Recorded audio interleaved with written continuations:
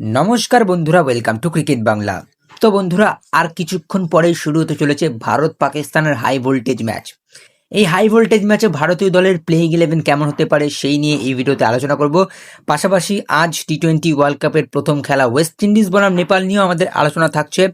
ভারত পাকিস্তানের ম্যাচে ভারতীয় দল কিরকম করে প্র্যাকটিস করছে, প্র্যাকটিস সেশন কাটাচ্ছে, সবটা নিয়ে আলোচনা করব। ইন্টারেস্টিং ভিডিও হবে, মন দিয়ে শেষ অবধি দেখতে থাকো। আমাদের চ্যানেলে প্রথম বাড়লে অবশ্যই চ্যানেলটিকে সাবস্ক্রাইব করে পাশের বেল আইকনটিকে অন করে দিও। তো চলো এবারে ভিডিওটা শুরু করা যাক। ভারতীয় দলের প্লেইং 11 কি হবে? দেখো, আমার মনে হয় আজ গৌতম গম্ভীর, পাকিস্তান যেরকম 5টা টপ কোয়ালিটি স্পিনার নিয়ে নামবে, ভারতীয় দল কিন্তু আজকে 5টা স্পিনার নিয়ে নামতে চলেছে।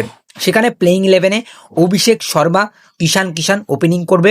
3 নম্বরে তিলক ভার্মা, 4 নম্বরে সূর্যকুমার যাদব, 5 নম্বরে হার্দিক পান্ডিয়া, 6 নম্বরে শিবম দুবে, 7 নম্বরে এখানে একটু মনে হচ্ছে রিঙ্কু সিংকে বসিয়ে আজ ওয়াশিংটন সুন্দরকে সুযোগ দিতে পারে। তবুও কালকে আমরা প্র্যাকটিসে দেখছিলাম রিঙ্কু সিং কিন্তু ভালোই ব্যাট করছিল। রিঙ্কু সিংকে অনেকক্ষণ প্র্যাকটিস করিয়েছে গৌতম গম্ভীর, এবং পিছন থেকে গৌতম গম্ভীর ব্যাটিং দেখছিল রিঙ্কু সিংয়ের, কোথায় ভুল করছে, কোথায় ঠিক করছে, সবটা তাকে বলেওছে যে কোথায় কোথায় তার ভুল হচ্ছে। তো আমার মনে হয় আজ রিঙ্কু সিং খেলতেও পারে, না খেলতেও পারে, 50-50 আমার মনে হচ্ছে। তবে আকসার প্যাটেল আজ খেলবে এবং কুলদীপ যাদব খেলবে এই ম্যাচে আর্শদীপ সিংকে বসিয়ে কুলদীপ যাদবকে সুযোগ দেওয়া হবে। তার কারণ আমরা কালকে প্র্যাকটিস সেশনে দেখেছি কুলদীপ যাদব ভালো বল করছে। কুলদীপ যাদবকে অনেক প্র্যাকটিস করানো হয়েছে, অনেক রানিং করানো হয়েছে, এবং অবশেষে কিন্তু আজকে কুলদীপ যাদবকে খেলানো হবে। তার কারণ পাকিস্তানের কিছু ব্যাটসম্যান কুলদীপ যাদবকে খেলতে একটু অসুবিধা বোধ করে, মানে অতটা ভালো ব্যাট করতে পারে না। তো আজকের ম্যাচে কুলদীপ যাদব খেলবে, বরুণ চক্রবর্তী থাকছে আজকের ম্যাচে, এবং জাসপ্রীত বুমরা খেলবে। তো এই হচ্ছে প্লেইং 11, যেখানে মোটামুটি দুটো ফাস্ট বোলার জাসপ্রীত বুমরা, হার্দিক পান্ডিয়া থাকছে, এবং শিবম দুবেও আজকে বল করবে। এছাড়াও 5টা স্পিনার বলবো, তার কারণ কুলদীপ যাদব, আকসার প্যাটেল, বরুণ চক্রবর্তী, ওয়াশিংটন সুন্দর, এবং আজকে কিন্তু তিলক ভার্মা বল করতে পারে। গতকালকে আমরা প্র্যাকটিস সেশনে দেখেছি সূর্যকুমার যাদব ভিন্ন ভিন্ন বোলিং স্টাইলে বল করেছে।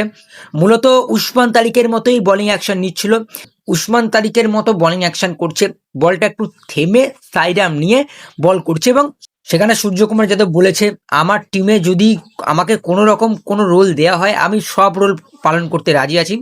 তো কালকে এই প্ল্যানটা ছিল গৌতম গম্ভীরের, এবং কাকে কাকে বল করেছে? রিঙ্কু সিংকে বল করেছে, অভিষেক শর্মাকে বল করেছে, তিলক ভার্মাকে বল করেছে। শুধুমাত্র সূর্যকুমার যাদব ব্যাট করেনি, বাকি সবাই মোটামুটি ব্যাট করেছে। এবং সূর্যকুমার যাদব উসমান তারিকের বোলিং অ্যাকশনে যখন বল করছিল, তখন কিন্তু রিঙ্কু সিং তাকে টেক ওভার করেছে, মানে রিঙ্কু সিং তাকে দারুণ কটা ছয় মেরেছে, দারুণ কটা হিট করেছে, এবং সেটা দেখে গৌতম গম্ভীর বেশ খানিকটা আমরা দেখছিলাম একটু ইমপ্রেস হয়েছে। তো আজকের ম্যাচে 50-50 লাগছে রিঙ্কু সিং খেলবে কিনা। বাকি এই যে ভারতীয় দল যে নামিবিয়ার সাথে ম্যাচ খেলেছিল, নামিবিয়ার ক্যাপ্টেন এরাসমাস মনে আছে তো, একটু সাইড আর্ম অ্যাকশনে বল করছিল, একটু উসমান তারিকের মতো বোলিং অ্যাকশন কপি করছিল। অ্যাকচুয়ালি নামিবিয়ার ক্যাপ্টেন চেয়েছিল ভারত পাকিস্তান ম্যাচের আগে ভারতীয় দল কতটা রেডি উসমান তারিককে ট্যাকেল করার জন্য, তাই তার মতো বোলিং অ্যাকশনে বল করেছে এরাসমাস, এবং এরাসমাস কিন্তু সেই ম্যাচে 4টে উইকেটও নিয়েছে।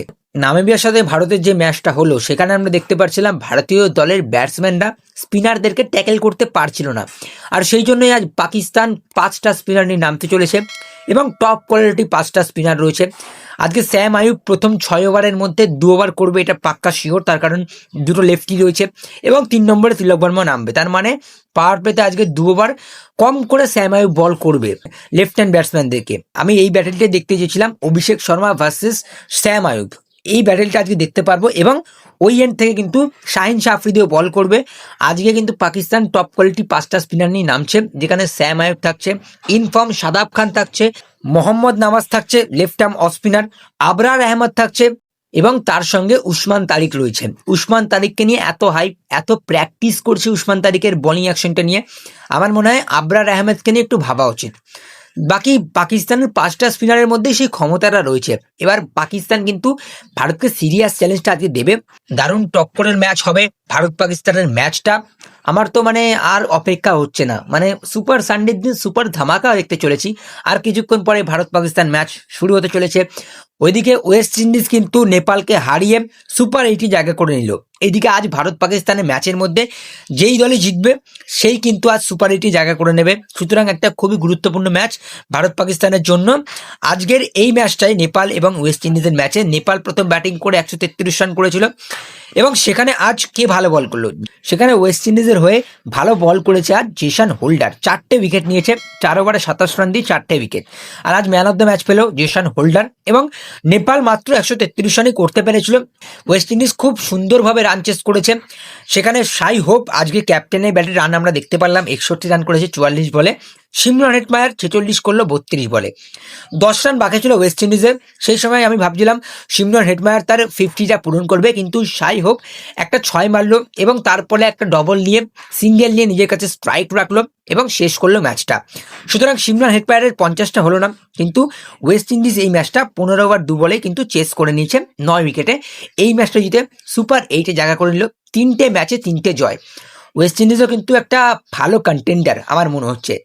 যাই হোক, আজ ভারত পাকিস্তান ম্যাচ নিয়ে তোমাদের কি মতামত থাকছে অবশ্যই জানিও। দেখো, ভারত পাকিস্তান ম্যাচ নিয়ে একটা কথাই বলবো, অভিষেক শর্মা যদি প্রথম 6 ওভার অবধি দাঁড়িয়ে যায়, অভিষেক শর্মা বা ঈশান কিষানের মধ্যে যে কোনো একজন, তাহলে পাকিস্তান আর কিচ্ছু করতে পারবে না। তাদের কাছে উসমান তারিক থাকুক, স্যাম আয়ুব থাকুক কিংবা আবরার আহমেদ থাকুক, কেউই কিছু করতে পারবে না। একবার শুধু দাঁড়িয়ে থাকতে হবে অভিষেক শর্মাকে, ব্যাস বাকিটা বুঝে নেবে।